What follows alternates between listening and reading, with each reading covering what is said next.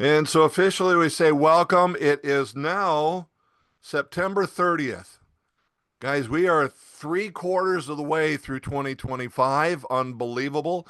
Hopefully that means you're three-quarters of the way to your financial goal for the year, and you're going to be realizing all the dreams that you have. Um, so I want to start today's session. We're going to get into the 10 important things, the 10 biggest things facing us as real estate agents. But I want to start covering maybe a paragraph or two out of all of our agreements. And the first one I want to hit with here, I am in SkySlope Forms. All of us have the same purchase agreement, which is what we're looking at.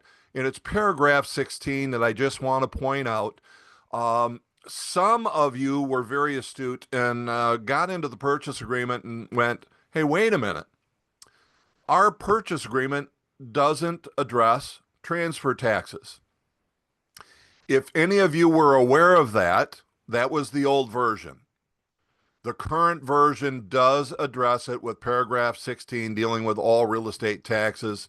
And it says, sellers shall pay transfer taxes and other costs required to convey title.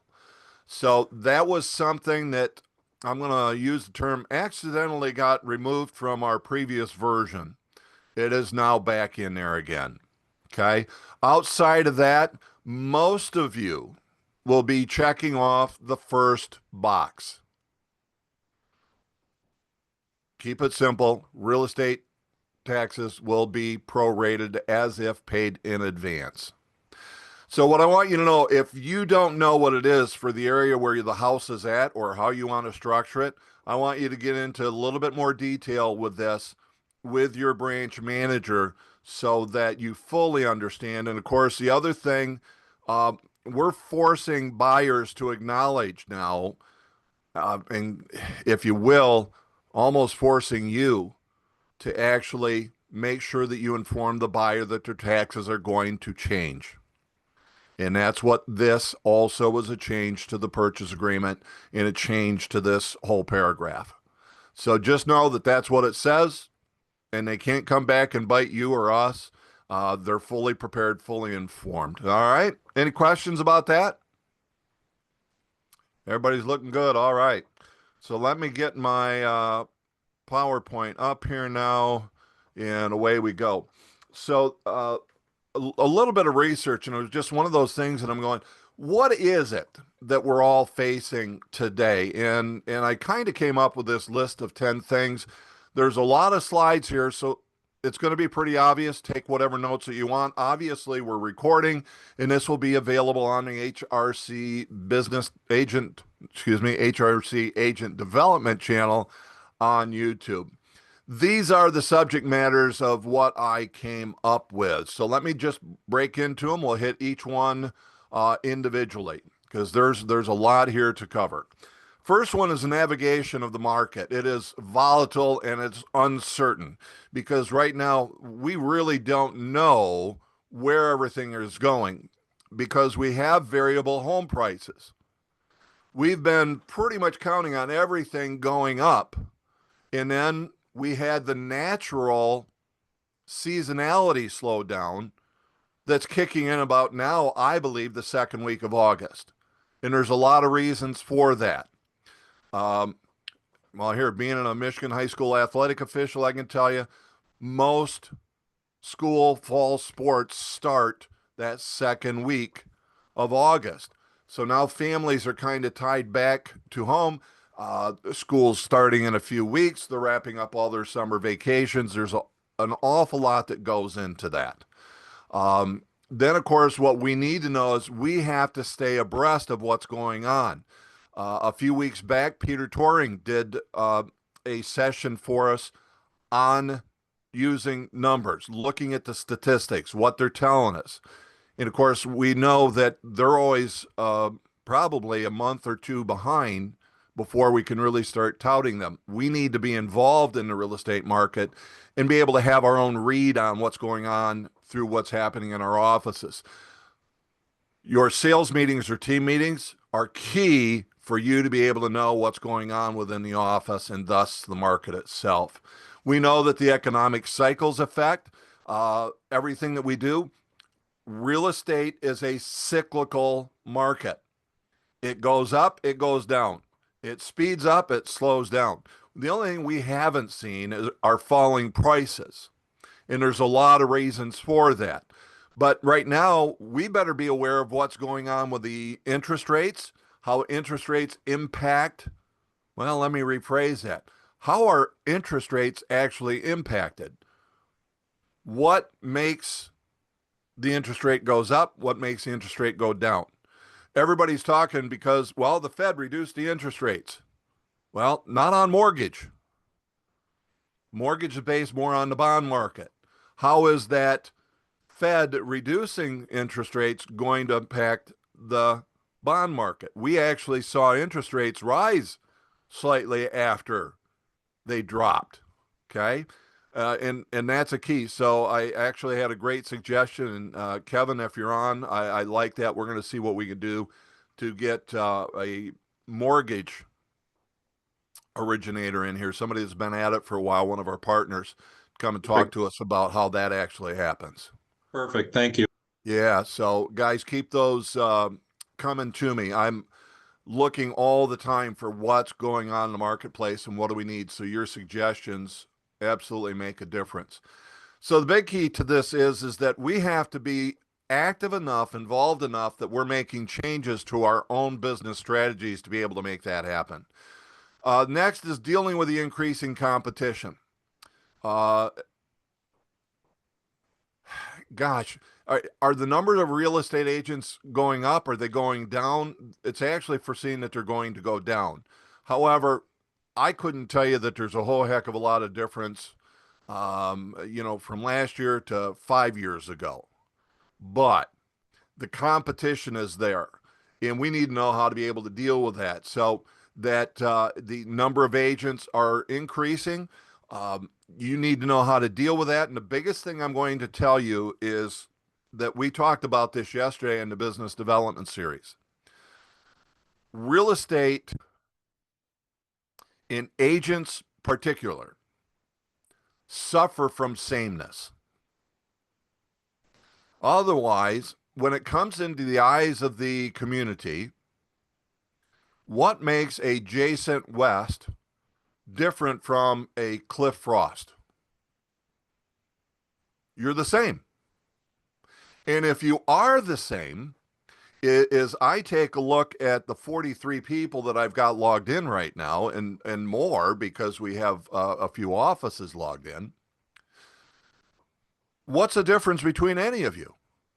In the eyes of the community, you're all the same. And if you're all the same, why would I list with somebody at a 6% when somebody else says they'll do it at 5? Or why would I do it for 6 when there's somebody who's limited services and I think all you do is to put a sign in the front yard, throw it in that thing called an MLS, and then sit on your duff waiting for somebody else to sell it?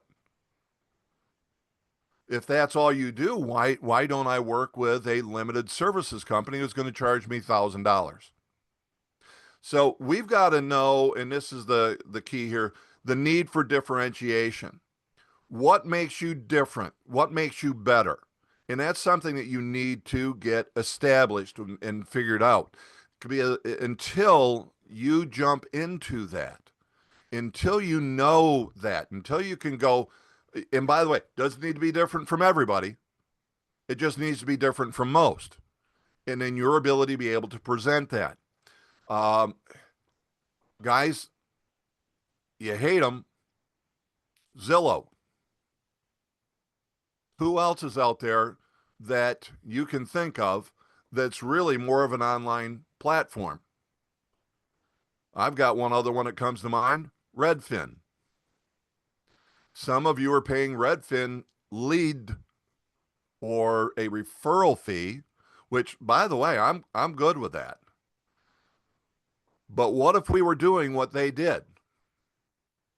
What if we were spending what they spend? Because, see, we'll give away 25% to 35% or more for somebody to give us a hot lead.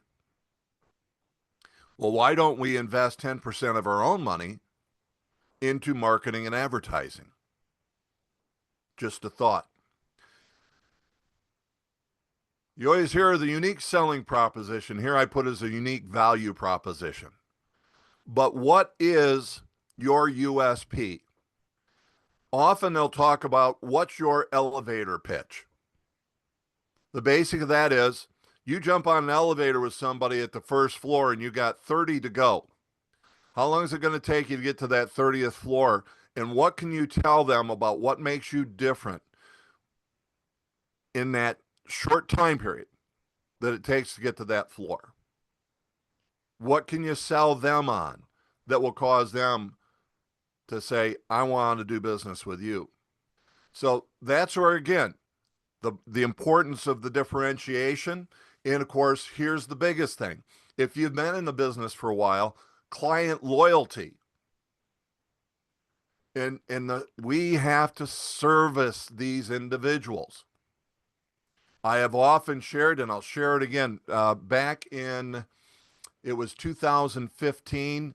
I just done 37 deals. I made about $172,000 in gross commissions. No, let me rephrase that. Paid commissions. I received that. And then I started working back into management so I could do the training and development to share what I've been blessed with over all these 38 years of real estate. I now do about 10 deals a year. Why would that happen? The simple part, and you'll hear it when we wrap up, I quit talking to people. I still remember one mailing my wife and I do, and she used to take care of this. We used to do a quarterly mailing. One of those quarterly mailings came back with 14 returned pieces. 14. Now, I want you to think about that. That's 14 people that moved. And we didn't know it.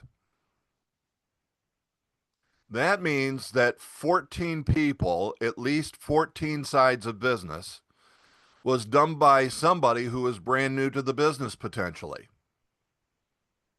But just real quick, what's 14 times even 200,000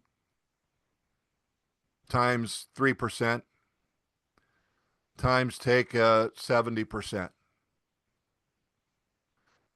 Let me tell you, it's a lot of money lost out of our pocket for one reason.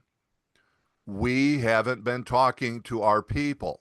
So one thing to remember, write this one down. Visibility trumps ability. Visibility trumps ability. Be visible. I see Jack Bertoya. He's out there in the network somewhere, out there in the atmosphere. And Jack's been in the business for even longer than I have. But here's the thing, somebody like a Lori Mays comes into the business and take it away from us when, why? How can she do that? Well, she's more visible. She's out there. She's learning how to do real estate. She's becoming knowledgeable. She's practicing. She's hungry for knowledge, which is going to build her confidence, which is going to make her credible. And when they see her more than they would see a Jack or I, even though they know us, they'll do business with her because she's more visible. Well, here's the next thing. It's managing client expectations. We need to be constantly educating our buyers and sellers in what the process is. So there's education on the market realities. What's going on in the market itself? Is it truly a hot market? Most people will think that it's just a blazing hot market, and the reason being is our prices are going up. But the reality is the number of sales, the number of closings that have occurred have dropped. 2020 was just a wonderful year, even though that was COVID year. But they've dropped since 2020. People don't understand that it's really because of the inventory that's occurred. And I think most everyone understands that. How is it impacting timelines? What are the timelines now versus what it was back in July? Do we understand that there's actually an increase in inventory? Days on market are going up. What are those numbers? We need to know all of that and be able to explain that to buyers and sellers so that they can make logical decisions in all of the negotiating and things that they do, especially in determining the price. Be it a listing, as we call it, a realistic competitive asking price, or what do I have to do to be able to buy a property, even though there's still many, we'll call it competitive situations in regards to offering. Unrealistic pricing, the timing hopes, it's changing and they have to be careful. So we have to be great in regards to our communication and be tactful. And I got to tell you, this was way back in my early years. I was managing McDonald's, and someone always told me that, I would have to let somebody go, fire them, and they'd walk out with a smile on their face. And people say, man, you've got tact. And I never really understood what they meant until I saw this. And it said tact, defined as the ability to tell somebody to go to hell and make them feel happy they're on their way. We have to tactfully get people to understand what proper timing is and what a realistic price is. And what I've been giving to the group over the last 3 sessions of the HRC Business Development Series is how to get the seller to tell you. Now, hear me. It's how to get the seller to tell you a realistic, competitive asking price and not you telling them. Guys, there's a process and there's verbiage and there's dialogue and understanding. If we do all these things that lead up to that pricing discussion, they'll tell you. And you won't have to tell them what they didn't want to hear, which typically has us losing a listing. Speed and efficiency, it's what they're looking for now. People are expecting responses now. They don't want to wait. But remember, they got to be realistic at the same point. Because if I'm at a closing, Lori having her first one yesterday, is she going to respond to a call while she's in the midst of that closing, dealing with the service to that current buyer, that current seller? No, guys, pay attention to the people you're with. People can wait an hour or two. They can wait 3 or 4 hours. I do it all the time. And by the way, when is it easiest? When you know you've got more business coming. We'll talk more about that. Communication, building the client trust. You might want to ask, what is the best way for me to be able to communicate with you? Is it text? Is it through a phone call? Do I need to get face-to-face? Is it an email?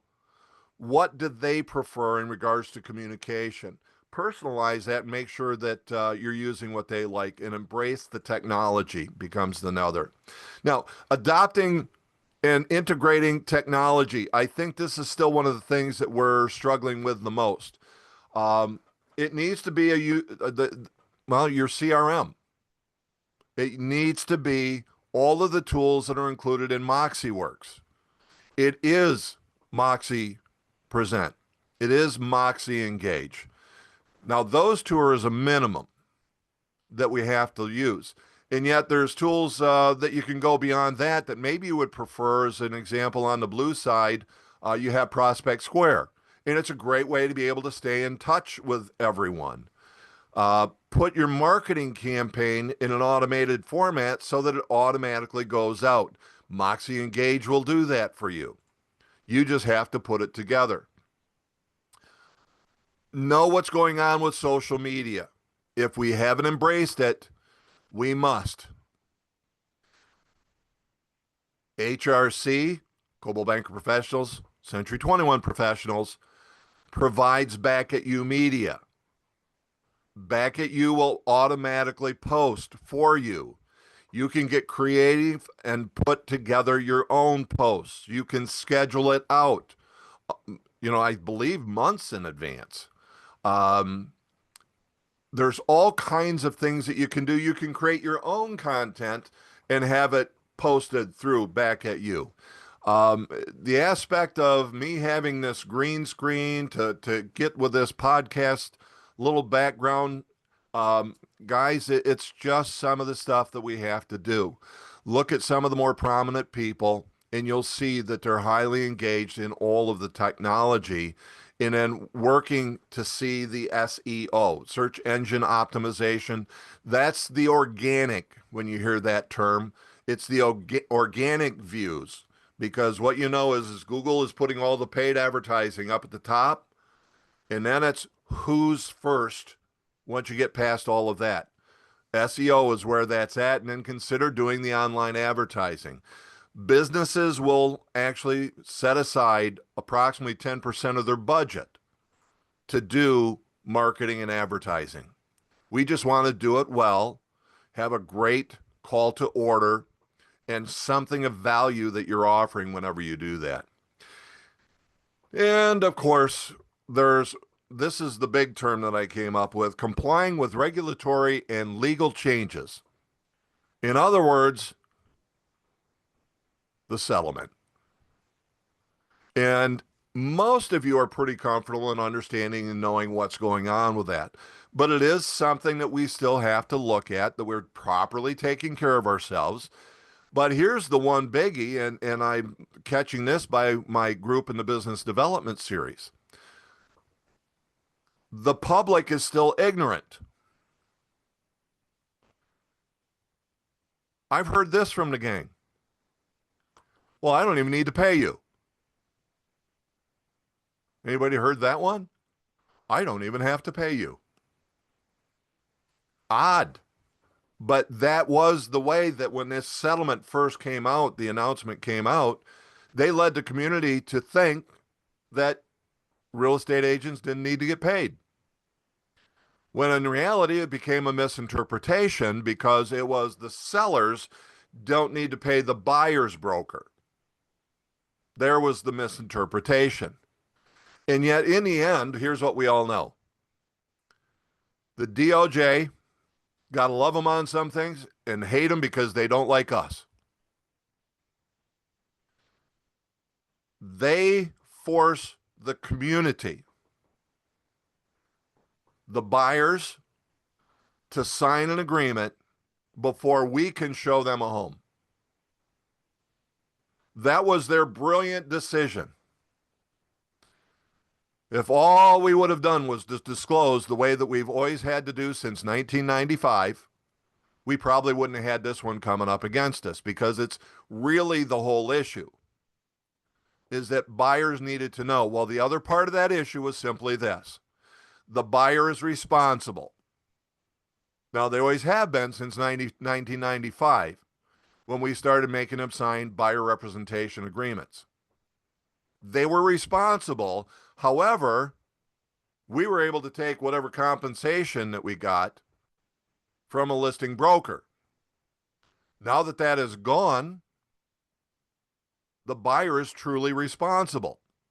We need to know how to be able to educate the public and how to earn our compensation. Yeah, that's all there. Of course, there's still fair housing, and guys, don't take it for granted. You need to treat everybody the same. I mean, a constant one that I always tell everybody, if you're working with a buyer, you're handling an inquiry, are you going to be paying cash for a home or seeking financing? I'd never go directly to financing. I always ask, are you going to pay cash or are you going to seek financing? I didn't say, are you going to need financing? I said, are you going to seek financing? Ask that same question of everybody, and you're limiting your risk for fair housing. And of course, always be careful. Read in. There are testers out there, and the simplest things can get us in trouble with no racism, no discrimination, no nothing against anybody. But it happens. Okay? Matter of fact, I'll put another plug in for Holly Kotwicki, one of our branch managers at the Clarkson office. She did a session on fair housing. She does this also for the Board of Realtors Continuing Education. I would suggest you take the opportunity when she brings that around to us. We need to stay up to date in regards to all of our contracts. This is our contracts. It's what we do. What's going on? What's mandatory? What's the changes? Do we fully understand all of our paperwork? Uh, and guys, then we get to the biggest part, generating and converting leads. And I would like to say nothing's changed, and I will. Nothing's changed because here's what we know. We either are going to talk to people or we're doing the things that will get people to come and talk to us.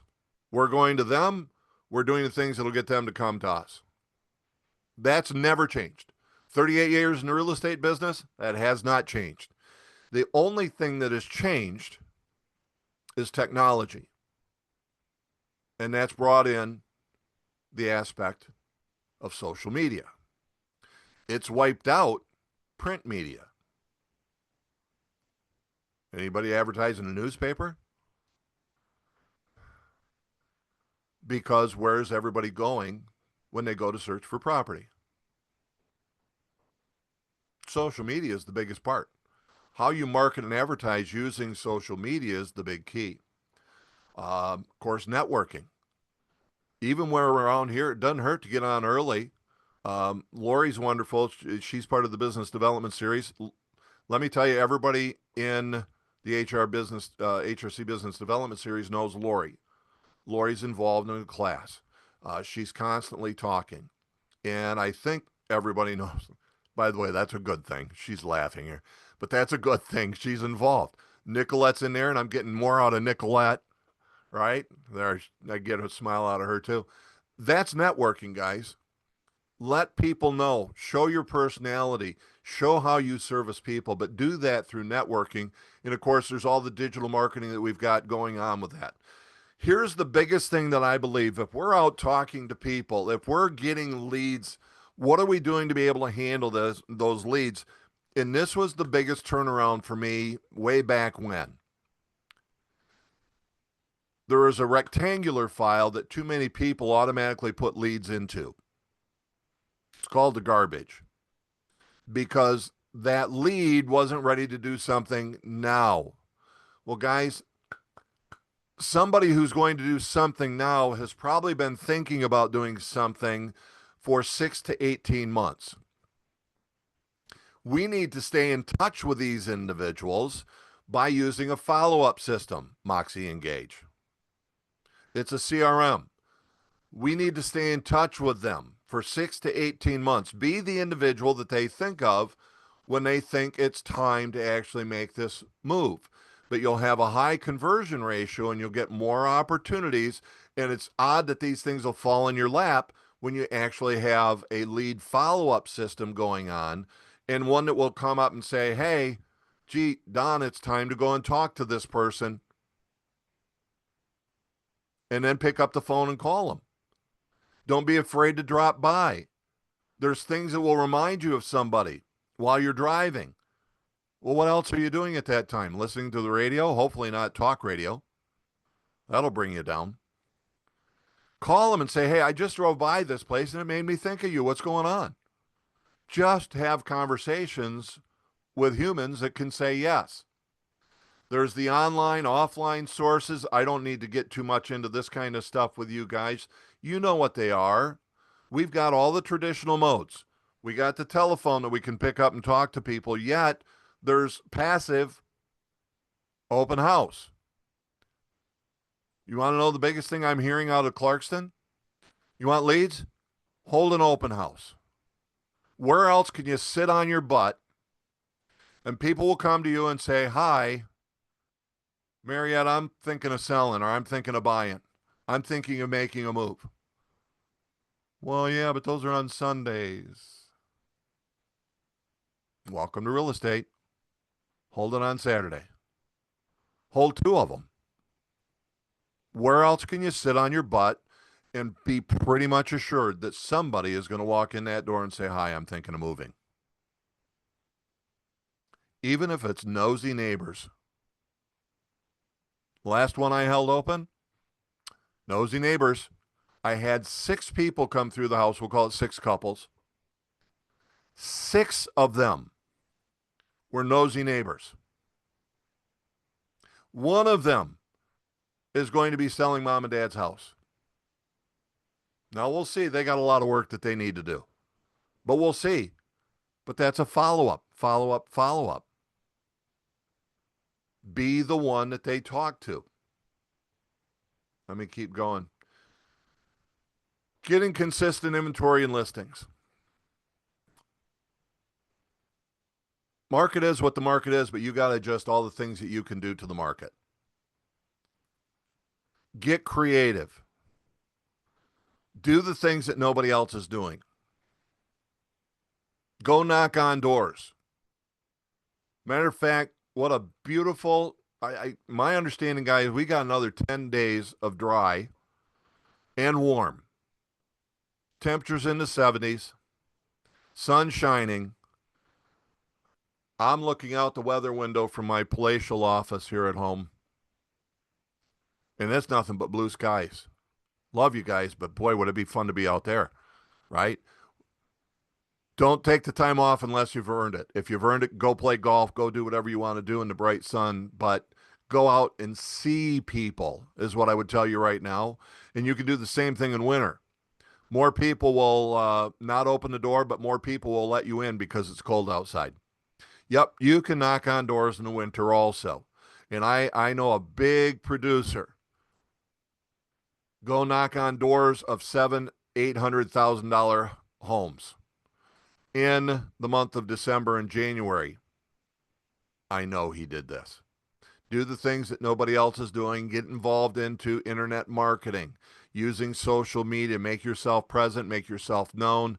Again, Jared James is where I learned this from. Visibility trumps ability every time. Make sure you're being seen. That's how you beat the old guys in the business.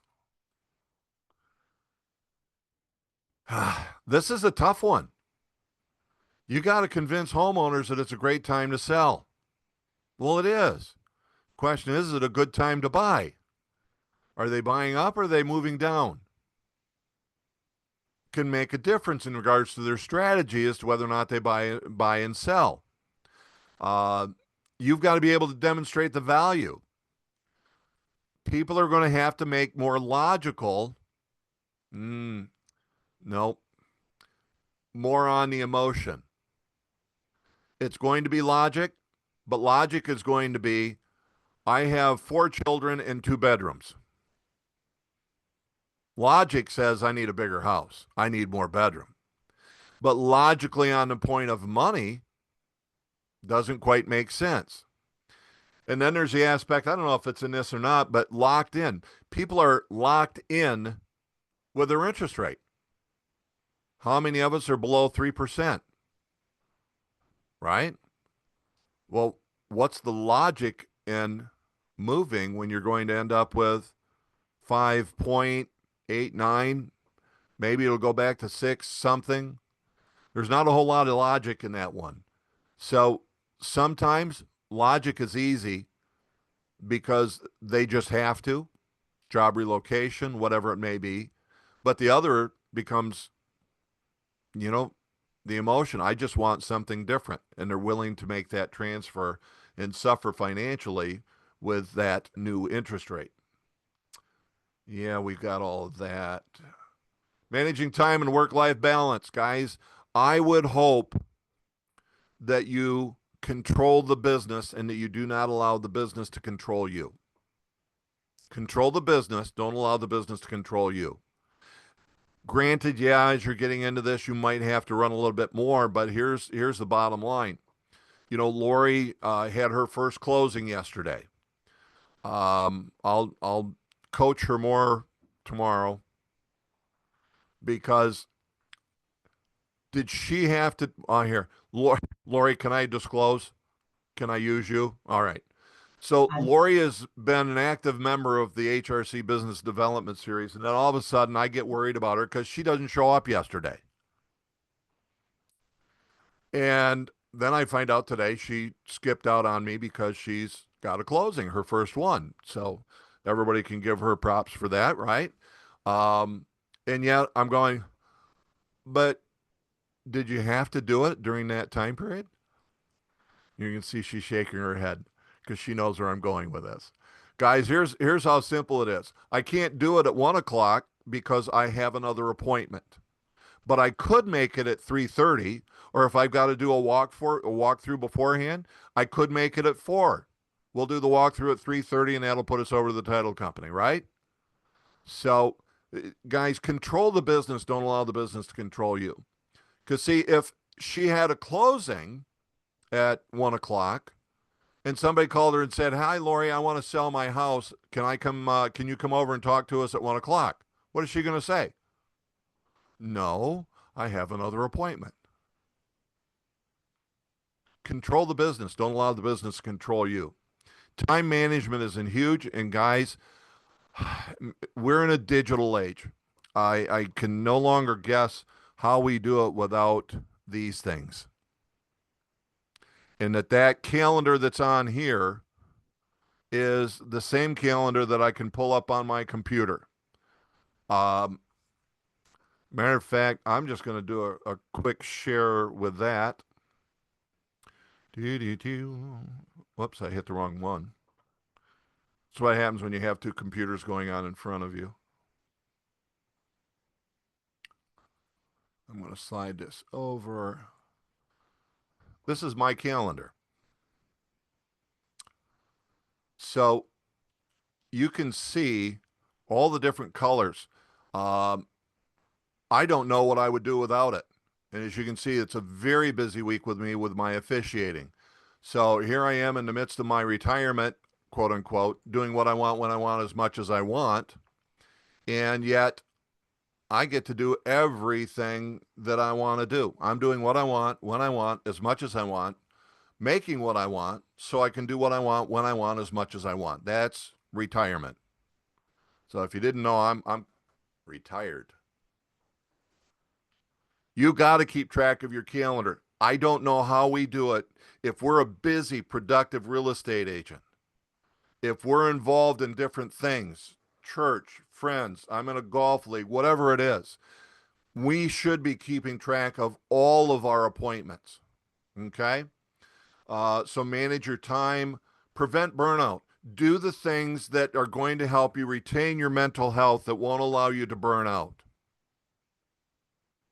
That may be that you golf. That may mean that you've got to get it to the gym and do a workout.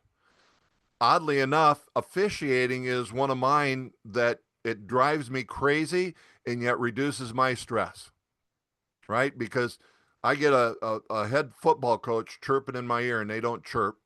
It's an intense game. They get intense. And I got to try to go, yep, coach, I understand. It's relaxing. It's a mental release for me. And of course, it's the physical part that also helps out. I mean, I don't look like I'm 75, do I? Well, good, because I'm only 65. Uh, that's also going to help you guys with the longevity. Because here's the benefit of real estate: freedom, flexibility, and the promise of untold wealth. If you overwork yourself, you may see the wealth, but you might drive yourself crazy. And then how's that impacting life in all your other relationships that go along with that? If you are a busy individual, start considering looking at the role of assistants. The good part with our company is that we have full-time managers at every office. We have full-time administrators at every office. That's some of the assistance that you can get, but sometimes we get so busy, we've got to look for an assistant or the possibility of getting assistance from other agents. Typically, that would be the newer ones because they would love to work with you, be able to gather some additional information, learn from your experience, your knowledge, your wisdom. Embrace the technology and look for networks that will help support you. It's also that way that you're able to get out there by building professional relationships. Look for groups that you can network with, professional networks. Look for a team. So, do I have a plumber? Do I have an electrician? Do I have a handyman? Do I have a contractor? All of these people are part of your professional network. You want to grow that and expand that.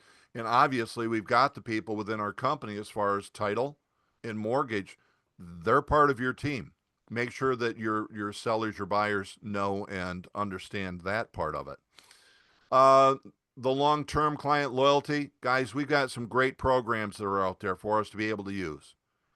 Use those. Stay in touch with people after closings. You could even sign people up to those so that they're getting the touches without even having a closed or purchased, whatever it may be. Okay. Gosh, it should go without saying, but exceptional service. There's a book out there about creating raving fans. You want business? Get people to tell people about you. Your best salespeople that you don't even have to employ are the people that you've done business with already, in all those people that you know. I'm going to give a reminder in regards to your sphere of influence. If you think your sphere of influence is only about 50, 60, 70, 100 people, no. Open your contacts up and tell me how many people are in there. Open your Facebook up and tell me how many friends you have in Facebook. They're all out there. And of course, get the referrals and the loyalty from those individuals. Careful with your online reputation. If you were to take a look at my Facebook, uh, and I'll tell you, it's tough. I don't have any political posts out there. Stay away from the controversial stuff. You're going to piss off 50% of the people. You may lose people because of your political opinion. And with the way that social media is, and I just saw something today, it was like, before social media, we used to just get together, we talk about our opinions. Now we drive it down your throat and create a rift because we don't talk. Be careful. And even then, people will say your religion. Well, uh, look, I'm a Christian. I'm a believer. I believe I got the business that I've got because of the people that I've got to know, because God's blessed my cup. It's overflowed, right? If we simply take care of others, we're going to be great. So I don't have any problem with that because that is my sphere of influence. Those are my family and friends, but I don't get into the controversial opinions regarding my faith. So those are two important things that you do. You do need to guard your online presence. So watch what you post because it will cost you business if we're posting the wrong information. Adapting to the changing consumer preferences. I should have numbered these so I know that where we were actually at, huh? I don't know. I did a little research on this. I don't know if this is really all the way to what it is for our location, but flexibility of the location. I think to me that means if somebody says, hey, I want to be in Rochester, I want to be in Northville, I want to be in Lansing. Well, what does that mean? Where else might they accept and what's really important to them? I've moved a lot of people in my case who said, I want to be in Clarkston, but I put them in Holly or Grand Blanc. 20 to 30 minutes up the road because they could get more house for the money. That's what I see when I have that. We know that basically desirable amenities, meaning this, people want to buy a house and move in. They don't want to do anything to it. It's a whole new characterization of buyers probably over the last 5, maybe 10 years. And of course, home functionality. We need to know how that's changing all of the time. And all we've got to do is look at the homes that we see over all these years. Take a look at homes that were built turn of the century to what we're building now. We went from having no closets, one bath, and oh, by the way, it was only a bathtub because we didn't need closets back in the 1900s. How many clothes did you have? They had an armoire that they could hang a few things into, but there were no closets. Matter of fact, they didn't have garages to where it went to one garage, to a two-car garage, to now a three-car garage. Times change and what people are looking for changes with it. Catering to the millennials and the Gen Z. I'll tell you, sometimes for me it gets frustrating. But I have to understand who they are and work with them knowing the way that they are and the way that they think. We need to know what those are and the best ways to be able to service them. So don't lump everybody in just because they're a Gen Zer, that they're looking for all of these nice little green or whatever it may be. They're not all the same, but it's just as a group and what they've been taught and learned and understand. The eco-friendly homes, we're still not seeing that many of them. But technology integration, guys, it's interesting, but I guess I never even realized it. Light bulbs, light switches, my thermostat, my garage door. Holy cow. I'm trying to think everything. I can't. I basically have converted my home into a smart home, and I've not even looked at that. But you could walk into most rooms and not hit a switch because you just say, hey, Google, turn on the living room. Lights come on. I can go from my phone and open my garage door. So those are the things that we've got to take a look at and know and highlight those in our listings if those things exist. There are people that definitely want to have that. So in conclusion, here's what we got. We got to adapt to the market changes. We have to look at leveraging the technology. We've got to manage the client relationships, help them understand what the market is, educate, and then, of course, maintaining work and life balance so that you can have a long, prosperous career and a business worth having because it gives you everything that you're looking for.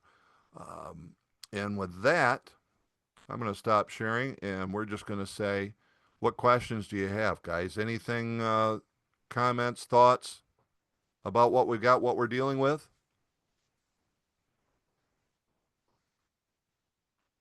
What is Prospect Square?